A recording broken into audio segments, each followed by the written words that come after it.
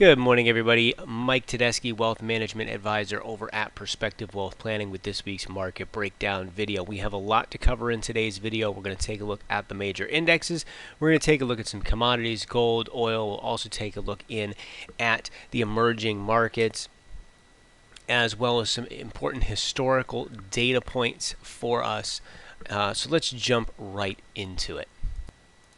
What we have up here is a monthly chart of the S&P 500. I'll zoom in just a second, but what I wanted to show you was this very important gray box that we've got from about 2200 all the way back down to about 2100 is what I would view as that battleground zone. That's that important price action level.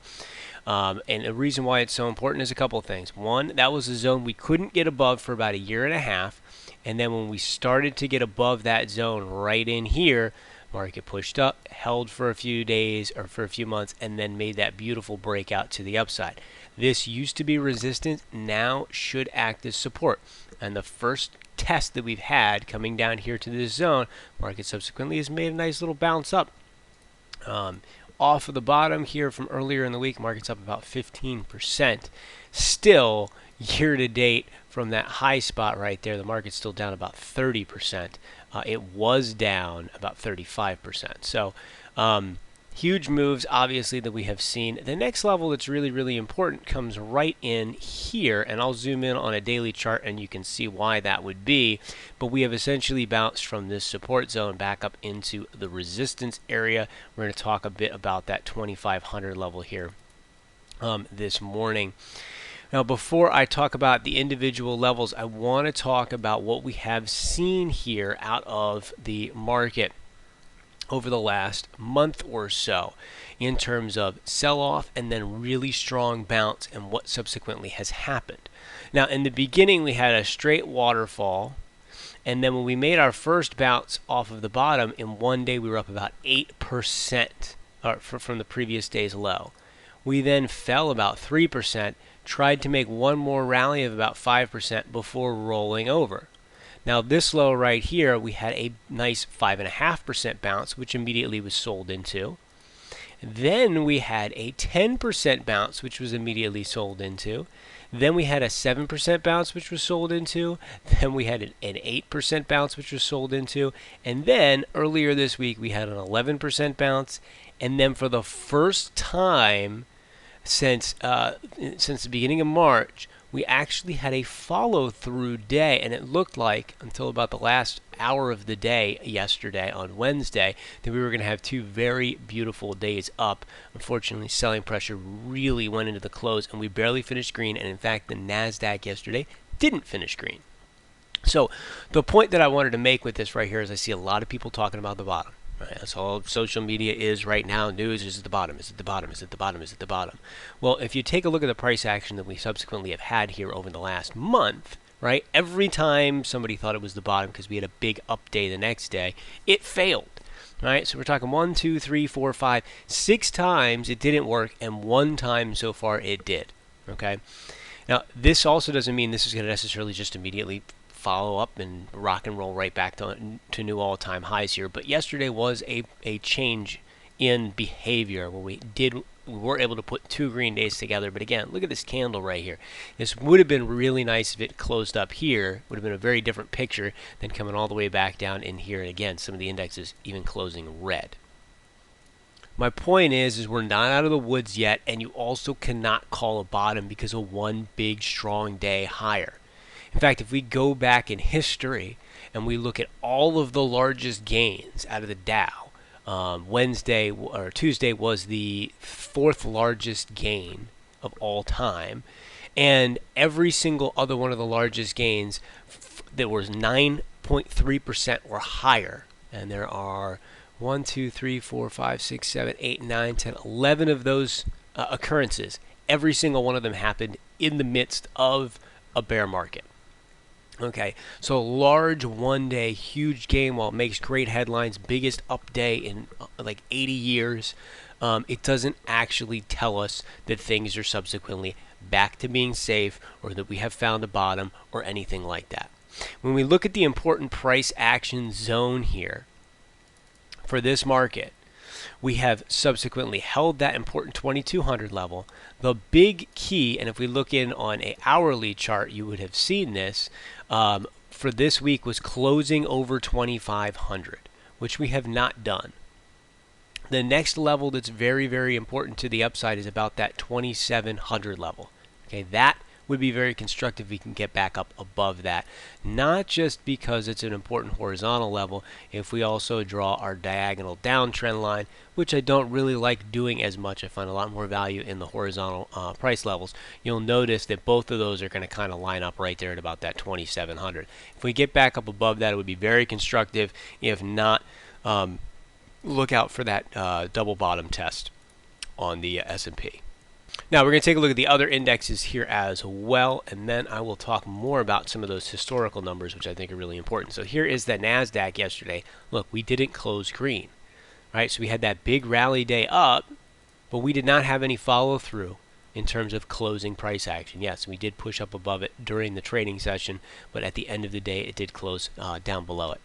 Now, the important level here on the Nasdaq is really about that 7,900 to about 8,000 zone that is right in here. Back up above that would be very constructive. We still have a lot of work to do before we get over that level. Now we take a look at the Dow, right? Third best day in history. We did get a little bit of a follow through. This horizontal line that we have drawn in here is the lows from December 2018. We're still not back above that, right? That's a very important level to get back up above from a lot of different reasons. One, from a technical standpoint, there is a lot of support that was there, not just because of that low, but also from the behavior a year prior. Two, there's that psychological standpoint there as well, right? If we get back up above the December 2018 lows, we haven't completely wiped away what happened in 2019. We stay below that, then yes, we have. This week also, we undid the entire Trump presidency at one point. The entire move higher from when Trump was elected was erased. We did, again, make that bounce. So we're back up above that level. But from a psychological standpoint, those are some important zones. Now, last but not least, we'll take a look at the Russell. The Russell has just been, and we've talked about this, guys, for years now, has been so weak in comparison to the rest of the indexes. Part of the reason is the Russell has a large exposure to the regional banks.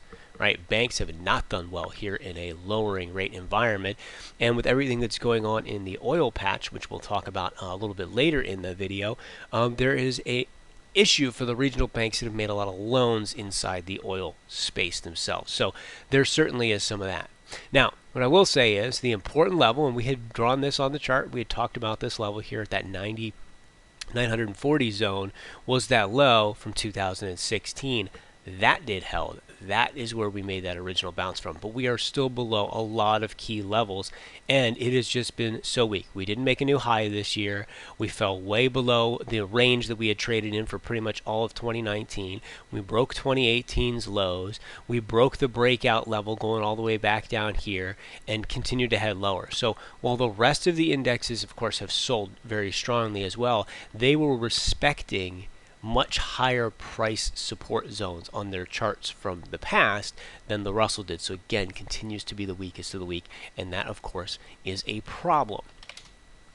Now, a couple of pieces I wanted to talk about. One, we'll talk sentiment. All right, we've talked many times about the smart money, dumb money confidence. If you notice here, the dumb money here with this bounce this week is starting to make that turn up. Smart money is starting to potentially make that turn down. So we could get these to once again cross. At some point in the future, they will. They typically tend always to. And we've talked a lot of bit about that. So if we get a bounce that sustains for a few sessions, we could kind of alleviate the extreme that we're seeing here within a pretty short period of time. And that, of course, is worth watching.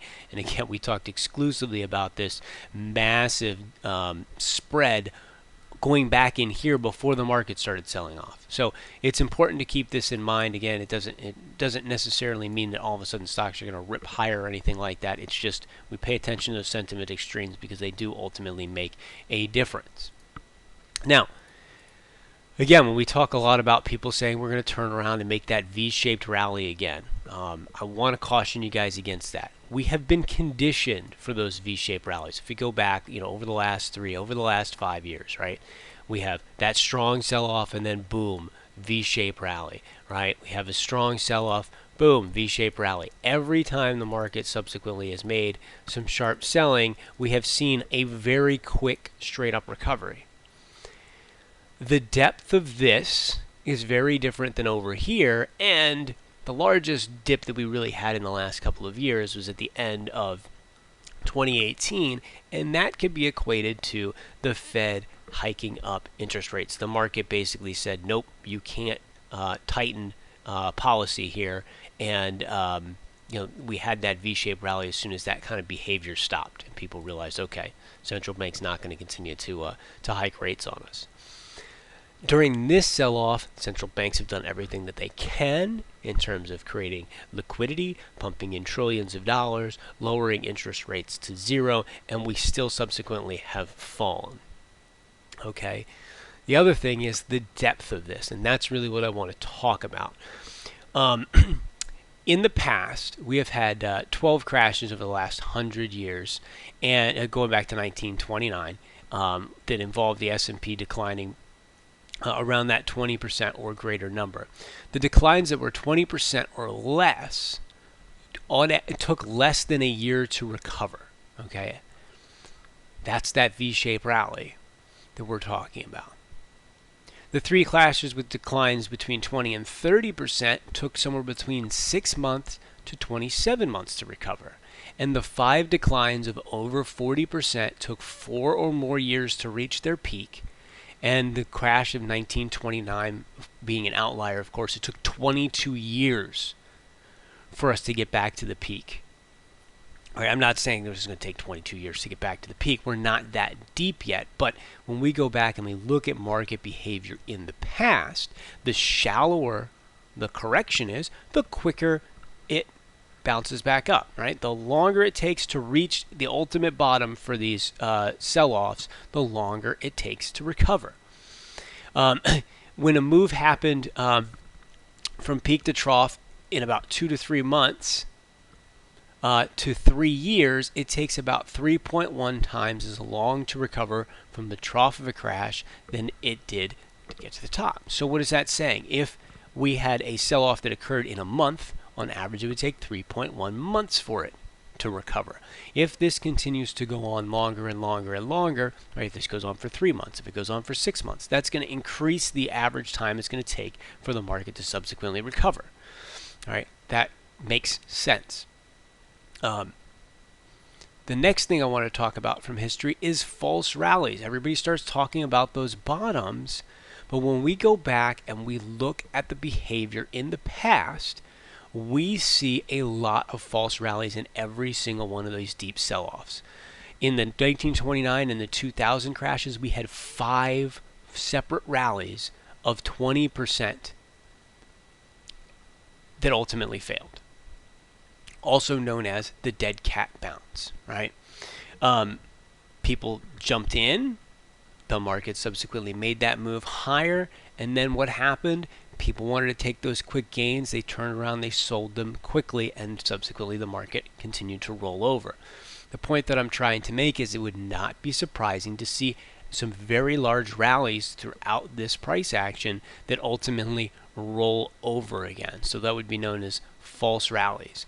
And when we go back to 2008, the 2008 crash had 2 false rallies. So every single one of them had at least 1 false rally. None of them just turned around and made a V-shape higher.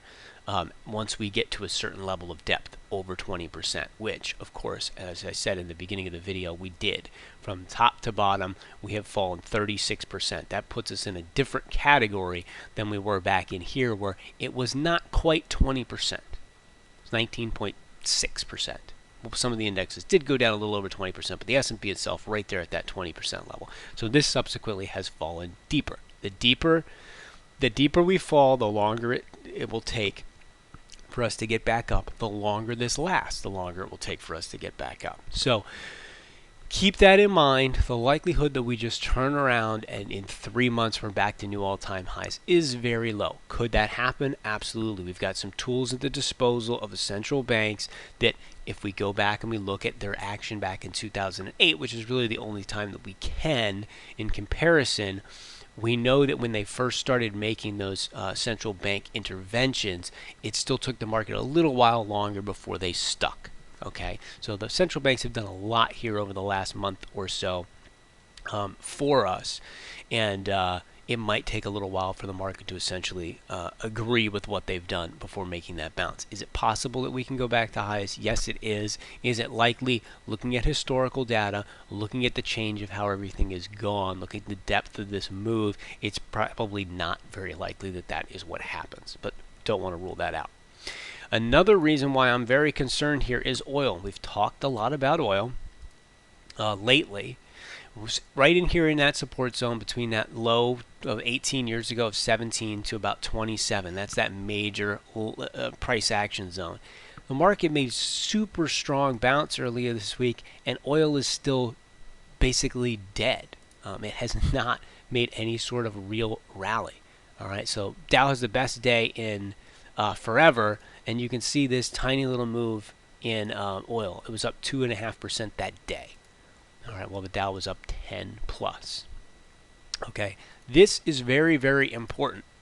All right, because again, we have a big exposure with the American economy in the energy sector, right? We have really worked hard on becoming kind of energy independent and producing a lot of oil here over the last 10 years, and we have had a lot of success throughout different regions of the country in terms of finding oil with shale, etc., and becoming a major oil producer. At $23 a barrel, there is no company that is making money.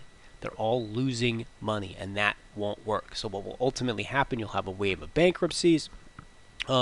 If oil prices don't head higher, that will subsequently cause the supply to dwindle, and that's what will kind of drive price up. That's kind of how the market works. If you get flooded with something, eventually at some point in time, that the supply is going to have to lower, or demand is going to have to massively raise. Well, we've got a flood of oil at this point in time. It's more likely that we lose players in the space than all of a sudden demand goes through the roof and drives price back up. So if we lose a lot of those oil names, that's a big hit to the American economy. That spills over into regional banks, which subsequently affects everything. So regardless of the virus, the shutdown, all of that, what we also need to pay very close attention to is what is going on in the oil space, because oil really needs to get back up into the mid-30s or above, or we have a decent portion of the American economy is really under pressure at this point.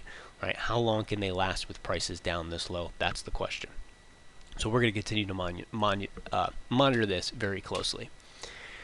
Gold, earlier this week when the Fed announced their additional stimulus plan, gold rocketed higher. That makes sense. Again, it's kind of a debasement of the U.S. currency where we're printing. That should cause inflation. That should see a tailwind inside of the precious metals space. And we have rallied back up. The key level to watch there in gold is that 1700 level. We take a look in at the emerging markets. Let's back this up to a weekly. Here's that line that we had drawn all the way back years ago. Is that important level right there in at that 750 zone? That's where the emerging markets held. So real quick, it went from the bottom of that box all the way down. Remember, we've talked about this as being 3 separate ranges, all about the same size. Let me clean these out so that you can clearly see that. We had this zone, this zone, this zone. They're all 3 different essential boxes of size. We fell from the top all the way down to the bottom of the box, and now we subsequently made the bounce. The important levels to watch is right here on the emerging markets. And to get out of this penalty box at the bottom here, we need to get back up to that 940 level or above. Last but not least, let's take a look at the U.S. dollar. The dollar actually rallied, even though the Fed has been printing more money there for a while during this crisis, because central banks all over the world are subsequently making very similar decisions. So if everybody is debasing their currency together, the U.S. dollar doesn't necessarily have to fall. In fact, it was acting as since it's the world's reserve currency, it was actually acting as strength here during this. However, earlier this week, the Fed's additional liquidity that they were going to provide actually sent the dollar moving lower. The important level here when we look at this chart really comes in right here between 99.50 and about 99.90. Basically, if this thing stays over 100 very strong, we back it up and we look at it again on a weekly or on a monthly chart. The important resistance level, and we've talked about this a few times, came back in 2016, the end of 2015-16, at that 103 level. We kind of rallied right up into that, and that's where we failed. So if the dollar is going to continue to see appreciation, it needs to get up above there, and it's still been hovering right around that middle of this range for the majority of the last 6 or 7 years. So really huge monthly candle in on the dollar. Really interested to see how this monthly candle closes. That would be important. So we'll check back into this next week to see how this candle ultimately finishes. That was a lot of data that we covered here today, but a lot has been going on. Try to keep these videos as short as possible, right to the point. I hope you guys found the information useful. As always, I'll see you guys next week, and we'll take a look back again. If you want to reach out to me and have any questions about the market or anything investment related, you can do so at mtedeschi@perspectivewealthplanning.com, or you can give me a call at 814-580-9881. I hope you guys have a fantastic week. Stay safe out there. Take care.